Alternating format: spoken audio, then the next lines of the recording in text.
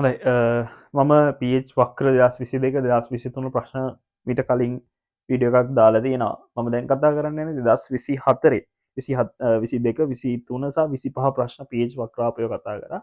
ඒතර මම දැන් කතා කරන්න යන්නේ 2024 13. ඒ කියන්නේ කාබනේට් බයිකාබනේට් අනුමාපනයට දාලා pH වක්‍රයත් ඒ වගේම ඒක කොහොමද pH කාබනේට් බයිකාබනේට් අනුමාපනය වෙන්නේ කොහොමද කියන එකත් විනාඩි 15ක් 20ක් ඇතුළත පැහැදිලි කරන්න. ඒ වගේම ඉංග්‍රීසි මීඩියම් ළමයිටත් මේකේ මම ටර්ම්ස් ටික පාවිච්චි කරනවා. ඉඳලා ඕනම ඉංග්‍රීසි මීඩියම් කෙනෙක් ළමයිට උනත් තේරුම් ගන්න පුළුවන් විදිහට මම මේ එක්ස්ප්ලනේෂන් එක කරනවා. හරි. හොඳයි. එතකොට මේකෙදි අපි කතා කරන්න යන්නේ කාබනේට් ටයිට්‍රේෂන් එක කාබනේට් අනුමාපනයේදී කොහොමද මේ pH කර්ව් එක pH වක්‍රය අපි අඳින්නේ කියලා. හරි. හොඳයි. මේකේ කාබනේට් වලට කලින් වැදගත් එක තමයි මේ H2CO3 කියන එක. මොකද මේ H2CO3 කාබනේට් කියන දෙන්න කම්බයින් වෙලා තියෙන්නේ. හොඳයි. මෙන්න මේක බලන්න.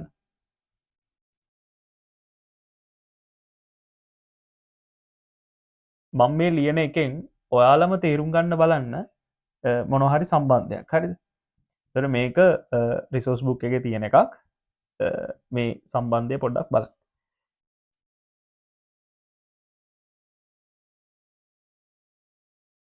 ඒතර මේකේ KA අගයන් මෙහෙමයි කටපාඩම් වෙන්න ඕනේ නැහැ, මතක තියෙන්න ඕනේ නැහැ. නමුත් ඒක රිසෝස් බුක් එකේ දීලා තියෙන තමයි මේ දෙකත් ලියන්න. ඒතර මේකේ KA1 මං දලාගයක් ගන්න 10 හරිමාගේ නෙවෙයි 10/7යි.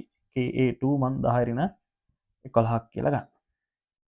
හොඳයි දැන් ඔන්න ඔයාලා මේකෙන් මොන හරි අයිඩියා එකක් ගන්න මේ ලියන දෙන්න දිහා බලන්න.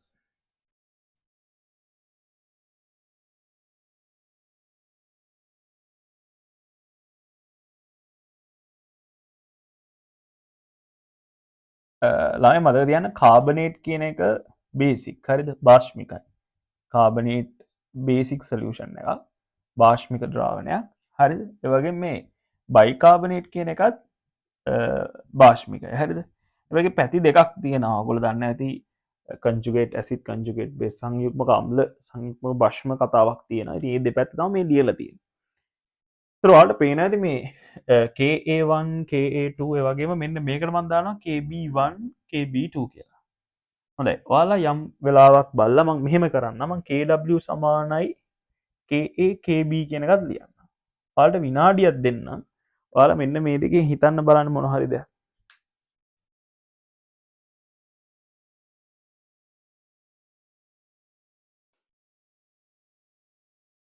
හොඳයි. ඔයාලා බැලුවොත් මෙන්න මෙතන පේන ඇති මේ කාබනේට් බයිකාබනේට් කියන එක මේක ඉන්නවා අනිත් පැත්තට.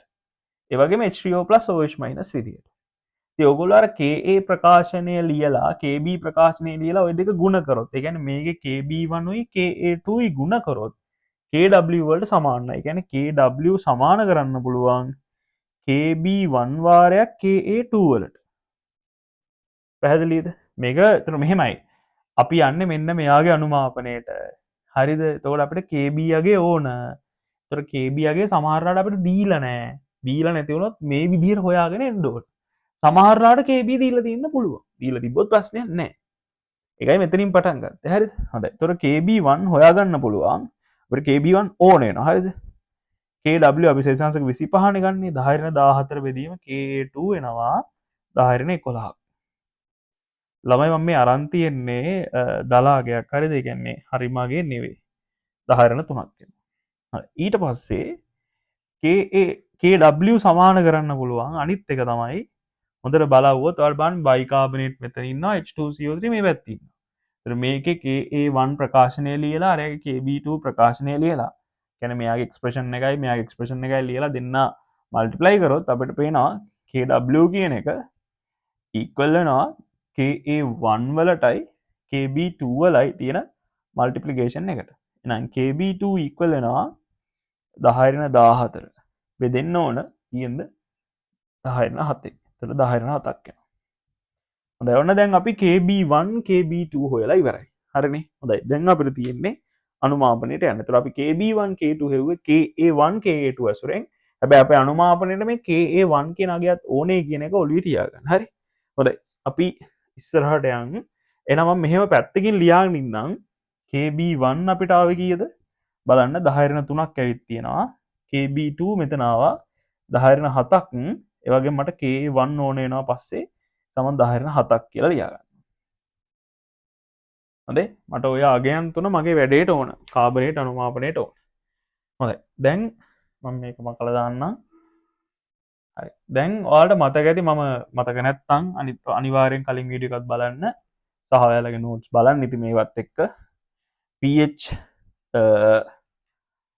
වක්‍ර ඇඳපු පැහැදිලි කිරීමක් කරා වක්‍ර ඇඳලා. එතකොට මේකෙත් මම මේකේ කාබනික ද්‍රාවණයක් ගන්නවා මේ විදියට කාබනික ද්‍රාවණයක් ගන්නවා. එතකොට මේකේ සාන්ද්‍රණය මම 0.1 කියන. ඉතින් මම මෙයා තමයි අනුමාපනය කරන්නේ. හොඳට මතක තියාගන්න මේ ප්‍රස්තාරය ඔයගොල්ලෝ අහලා තියෙනවා ඇති දන්නවා ඇති. සමගතා ලක්ෂ දෙකක් වෙනවා 2024 ප්‍රශ්න වලුවත් මෙහෙම කර්ව්ස් දෙකක් තියෙනවා. එහෙම කර්ව්ස් දෙකක් ඒ කියන්නේ සමගතා ලක්ෂ ඉක්විවලන්ස් පොයින්ට් දෙකක් එන්න නම් ඉක්විවලන්ස් පොයින්ට් දෙකක් එන්න නම් ටයිට්‍රේෂන් ෆ්ලාස්ක් එකේ තියෙන්න ඕන කාබනේට්. හරිද? ටයිට්‍රේෂන් ෆ්ලාස්ක් එකේ කාබනේට් තියෙන්න ඕන. බියුරේට් එකේ කවුරු ඉන්න ඕනද? බියුරේට් එකේ HCl තියෙන්න ඕන. ඒතර මම කාබනේට් සාන්ද්‍රණය ගන්නවා කොන්සන්ට්‍රේෂන් එක 0.1 කියලා HCl 0.1 කියලා ගන්නවා. හැබැයි මෙන්න මේක වෙනස් කරන්න පුළුවන් 2024 පේපරේ කරලා තියෙන්නේ මෙන්න මේක වෙනස් කරලා තමයි දීලා තියෙන්නේ. මම මේ කෙලිම රිසෝස් බුක් එකේ තියෙන එක අරන් පැහැදිලි කරන්නේ. මම පැහැදිලි කිරීම පස්සේ 2024 ප්‍රශ්නෙට එන්න. හොඳයි මේ බලන්න. දැන් පළවෙනියටම ඔයාලට මතක ඇති මම කලින් මම pH වක්‍රය මෙතනින් යන්නම්. හරි? මේ pH වක්‍රය මම මෙතනින් යන්නම්. ඒතර මේකේ අනුමාප ප්ලාස්ක් ඉන්නේ HCl නේ. ඒතර මෙතන එන්නේ HCl නා මෙතන දෙන්නේ. HCl පරිමාණය වෙනස් වෙන්නේ. ඊට පස්සේ මෙතන එනවා pH. pH 1 2 3 4 5 7 8 9 10 11 12 13 14. හොඳයි. පළවෙනිම වැඩේ තමයි HCl බිඳුවක්. ඒ කියන්නේ ආරම්භක අවස්ථාවේදී කාබනේට් විතරයි ඉන්නේ. කාබනේට් මං කියන්නේ බාෂ්මිකයි කියලා. ඒකේ පළවෙනි විඝටනය ලියනවා. ෆස්ට් ඩිසෝසියේෂන් එක අපි කන්සිඩර් කරනවා. හරිද? බයිකාබනේට් ප්ලස් OH මයිනස් හැදෙනවා. ඒතර මේ දැන් මෙහෙමයි. දැන් ඒතර කෙනෙක්ට හිතන්න පුළුවන් ඉතින් බයිකාබනේටත් කැඩෙන්න පුළුවන් නේ කියලා. ඔව්. ඇත්තටම පුළුවන්. හැබැයි ඔයාලට පේනවාද මේ KB1 වල වැලියු එකයි KB2 වැලියු එකයි ගත්තාම මේ 10-7 නැත්නම් 10/7 කියන්නේ ඉතාමත්ම කුඩා ගයක්. ඒ නිසා මොකද වෙන්නේ? අපි පළවෙනි එක විතරක් මේ පළවෙනි ඩිසෝසියේෂන් එක විතරක් කන්සිඩර් කරලා pH නෙමෙයි මුලින්ම ඇත්තට වෙන්නේ POH. මොකද මේක බේසික් සොලියුෂන් එකක්. එහෙනම් මේක 0.1 m නම් මේකේ ඩිසෝසියේටඩ් amount එක x එනවා. එතකොට -x concentration එක. එතකොට +x එහෙමනේ අපි ගත්තේනේ. හරි. දැන් අපි දානවා මොකද්ද?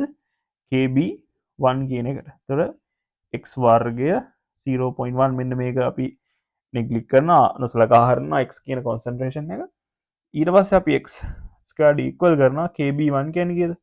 10 to the minus 3 ඒක 0.1 වලින් multiply වෙනවා. එතන 10 to the minus 4 x squared x සමානයි 10 to the minus 2 වෙනවා. 10/2ක් එනවා. එහෙනම් POH අපිට එනවා minus log 10 base 10 to the minus 2 කියන්නේ POH එනවා 2ක්. ඒ කියන්නේ pH නම් එනවා කීයද? 12ක්. ඇත්තට මේක එන්න ඕනේ 11යි ගාණක්. ඒකට හේතුව මම කිව්වනේ මම මේ වැලියු එක අර මේ 10 අර කලින් එකේ ඔයාලට මතක ඇති මම KA1 KA2 ගන්නකොට 10/11ට වඩා යම් වෙනසක් තියෙනවා ඇත්තම උත්තර. ඔයාලට පුළුවන් රිසෝස් බුක් එක බලන්න. මේක 11යි ගානකින් තමයි වැඩේ පටන් ගන්න. හරිද? 4 5 6 7 8 10 11 12 මං සුළු කිරීම හදාන්න ලේසියෙන් තමයි මම මේක ගත්තේ. ඉතින් අපිට මට 12ක් ආවට මේක හරිම ගාන ඉන්නේ 11යි ගාන. තමයි 11යි ගානක් මාක් කරගන්නවා. හරිද? හොඳයි. එතකොට දැන් ඔන්න තාම ප්‍රතික්‍රියාව සිද්ධ වුණේ නැහැ. ඔන්න දැන් කවුරු දානවද? HCl දානවා. ඒක පටන් ගන්න 11යි. කියන්නේ කිසිම දෙයක් උනේ නැහැ. ඔන්න දැන් පළමු සමගතා ලක්ෂය. ඒතර අහන් ඉන්න. පළමු සමගතා ලක්ෂය කියන්නේ දැන් මේකේ තියෙනවනේ ළමයි විඝටන දෙකක් නේ. ඒ විඝටන දෙකෙන් පළවෙනි විඝටනේ හැදුනේ බයිකාබනේට් නේ. අන්න එයාව හැදෙන එක විතරයි ගන්න. මෙහෙම කාබනේට් ධන HCl බයිකාබනේට් හැදෙන. ඒ කියන්නේ මේ එක අවස්ථාවක්. මෙන්න මේක තමයි පළමු සමගතා ලක්ෂයේදී වෙන්නේ. ඒතර කලින් කරේ මොකද්ද? කලින් ආරම්භය කියන්නේ HCl දාන්න කලින් ආරම්භය. මේක තමයි පළමු සමගතා. දැන් පළමු සමගතාවසේ බයිකාබනේට් ඉතුරු වෙන්නේ. ඒතර ඔයාලා හිතන්නකෝ මේ දෙන්න එකට එක යන්න නම් මේකේ 0.25කට 0.25කට මෙයාගෙත් කොච්චරක් වැටෙන්න ඕනද? 0.25ක් වැටෙන්න ඕන. ඒතර මෙයා යනවා කොච්චරද? 0.1 වාරයක් 25 බෙදීම 1000ක් මේකෙත් යනවා 0.1 වාරයක් 25 බෙදීම 1000ක් මෙයා හැදෙනවා 0.1 වාරයක් 25 බෙදීම 1000ක්. ඒතර බයිකාබනේට් සාන්ද්‍රණය එනවා 0.1 වාරයක් 25 බෙදීම 1000 කීයෙන් බෙදනවද ළමයි? දැන් සමස්ත පරිමාව 50ක් වෙනවා. 50න් බෙදෙනවා. එතකොට එනවා කීයක්ද? 0.05ක් එනවා මේ විදිහට. දැන් බයිකාබනේට් සාන්ද්‍රණය 0.05යි. ඒතර දැන් විඝටනය වෙන්න ඉන්නේ කවුද? බයිකාබනේට් තමයි. හරි. එහෙනම් අපි දැන් කාගේ විඝටනය ගන්නවද? බයිකාබනේට් වල විඝටනය ගන්න. හරි. බයිකාබනේට් වල විඝටනය ගන්න. නම් බයිකාබනේට් කැඩෙනවා ජලයත් එක්ක H2CO3 සහ OH- වලට. ඒතර මෙයාගේ කොන්සන්ට්‍රේෂන් එක 0.05නේ. ඒකෙන් යනවා x. ඒතර 0.05 රින x. මෙයා x එනවා. මෙයාත් x එනවා. හරිද? හොඳයි. දැන් ආයේ මොකක්ද දාන්නේ?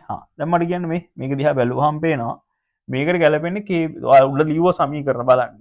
KB2 ගැලපෙන්නේ. KB2. ඒතර KB2 දාලා ලියන්න. පළමු සමගතාලක්ෂයේ pH හොයන්න. ඒතර x වර්ගය 0.05 රින x මේක නොසලකා හරිනවා KB2 10 රින 7යි කියලා තියෙනවා. 0.05න් වැඩි වෙනවා මේක නොසලකා හරිනවනේ. x වර්ග මූලය ගන්න. ඒතර x සමානයි 50 වාරයක් 10 රින 10 කරගමු. එතකොට 10 රින 5යි 5 වර්ගම 50 වර්ග මූලය 7.1ක් විතර එනවා.